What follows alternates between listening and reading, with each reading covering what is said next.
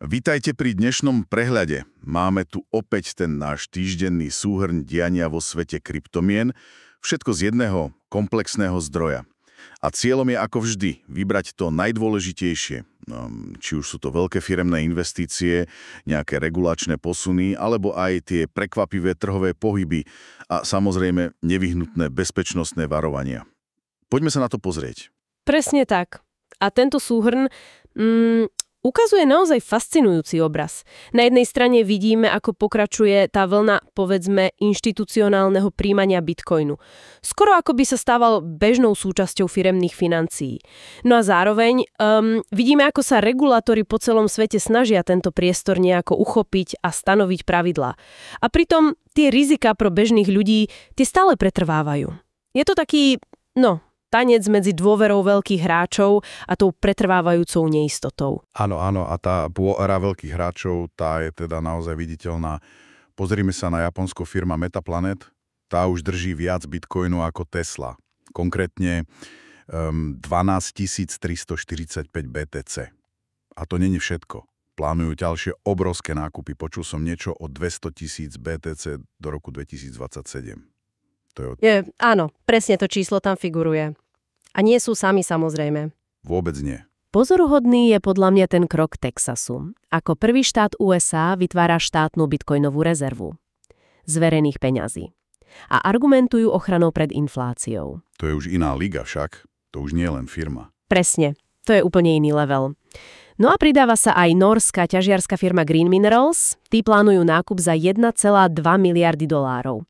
A potom tá firma Procap, Anthonyho Pompliana, tá prekvapila investíciou 386 miliónov ešte pred vstupom na burzu. Wow. Je fakt fascinujúce sledovať ten posun, že Bitcoin už nie je len nejaká doména špekulantov, ale stáva sa naozaj strategickým aktívom.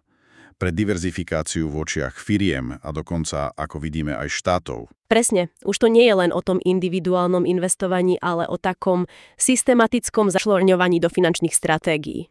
Či už firemných alebo štátnych. A to naznačuje oveľa hlbšiu integráciu, než sme videli predtým. Ale trh, ten zostáva trhom. Videli sme napríklad akcie Coinbase. Tie trhajú rekordy. Time ich zaradil medzi 100 najvplyvnejších firiem, čo je super. No zároveň Bitcoin zažil 15% pokles hashrateu, teda tej výpočtovej sily siete. Najväčší pád za 3 roky. A dôvody? Vlastne nejasné. Možno energie, možno geopolitika. Kto vie? Tá volatilita a citlivosť na externé faktory, ako pri tom hashrateu, to je stále typické pre krypto. A práve táto nepredvídateľnosť, tá živí aj ten globálny regulačný zápas, povedzme. Na jednej strane máme Japonsko, tí navrhujú výrazné zjednodušenie reklasifikáciu krypta na finančné produkty a jednotnú 20% daň. Namiesto tých zložitých sadzieb až do 55%. To je obrovský rozdiel oproti tomu, čo majú teraz. Obrovský. Evidentne sa snažia prilákať kapitál. Podobne ako Hongkong, ktorý licencuje stablecoiny a podporuje tokenizáciu reálnych aktív. Ale potom na opačnej strane spektra je povedzme opatrnosť Južnej Kórey pri stablecoinoch alebo krok Barclays vo Veľkej Británii. Tí zakazujú nákup kryptomien kreditkami kvôli rizikám. Aha. Čiže vidíme dva úplne protichodné prístupy k tomu istému problému, rizika. Jeden to chce riadiť cez pravidlá, druhý to radšej úplne blokuje. Jasné. Ukazuje to, ako ďaleko sme od nejakého globálneho konsenzu však. Presne tak. Veľmi ďaleko. No a kým sa regulátori dohadujú, adopcia si ide svojím tempom. Spolupráca Mastercard a Chainlink, tá má umožniť nákup krypta priamo 3 miliardám držiteľov kariet. To znie ako obrovský krok k zjednodušeniu prístupu, najmä do Web3. Určite.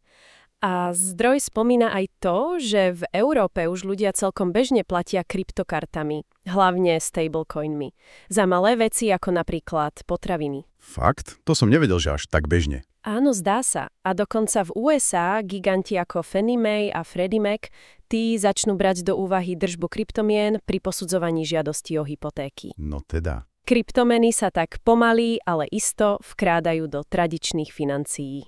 Ale tá druhá strana mince, tá je stále veľmi reálna. Výrobca hardwarových peňaženiek Trezor vydal vážne varovanie pred sofistikovaným phishingom. To nie je sranda. A ten prípad tej 77-ročnej Austrálčanky prišla o $433 000 cez nejakú online zoznamku, kde ju podvodníci dotlačili k vkladom cez kryptobankomaty. To je strašné. To presne ilustruje ten kľúčový paradox, o ktorom som hovorila. Na jednej strane máme kroky k masovej adopcii a integrácii Mastercard, hypotéky a na druhej strane pretrvávajúce a čoraz sofistikovanejšie podvody, ktoré cielia na tých zraniteľných. Jednoduchší prístup zároveň zvyšuje potrebu osvety a bezpečnosti. A aj tie regulačné orgány sa snažia reagovať. Ako vidíme napríklad na tej pokute pre prevádzkovateľa kryptobankomatu v Kalifornii. Za porušovanie limitov a nedostatečné varovania. Dáva to zmysel. Ešte pár rýchlych zaujímavostí na záver, čo sme našli. Burza Kraken získala európsku licenciu MiCA. Áno, to sú tie nové komplexné pravidlá EÚ pre kryptotrhy. Presne. A to im otvára dvere do 30 krajín Európskeho hospodárskeho priestoru, teda EHP. Čo je pre nich strategicky veľmi významné, jasné. A zaujímavý je aj ten pivot firmy Bit Digital. Opúšťajú ťažbu bitcoinu a plne sa sústredia na staking Etheria.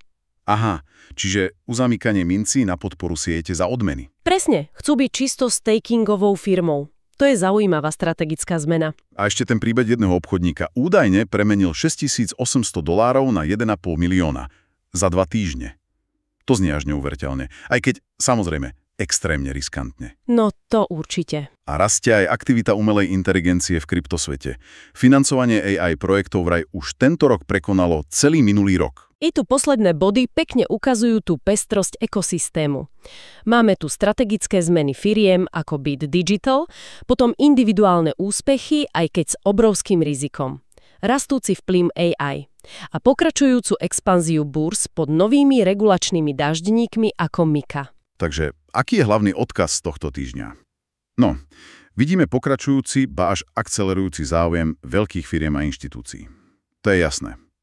Súčasne prebiehajú tie snahy o reguláciu po celom svete, ale s veľmi rozdielnymi výsledkami a prístupmi. Inovácie ako Mastercard s Chainlinkom zjednodušujú prístup, no a tie rizika podvodov tiež sú stále vážne a reálne. Kryptomeny sa čoraz viac pralínajú s tradičným finančným svetom, ale tá cesta je stále taká hrbolatá. Áno. A možno taká myšlienka na záver, na zamyslenie, keď sledujeme, ako firmy a dokonca aj štáty investujú miliardy do bitcoinu, zatiaľ čo tá regulačná neistota a rizika pre bežných používateľov pretrvávajú, aký zásadný posun, či už v technológii, v pravidlách alebo v celkovom vnímaní, by bol vlastne potrebný, aby sa kryptomeny transformovali z tejto dnešnej vysoko volatilnej triedy aktív na niečo skutočne stabilné, na dôveryhodnú súčasť globálnej finančnej infraštruktúry. A je vôbec takáto úplná transformácia možná? Alebo dokonca žiaduca?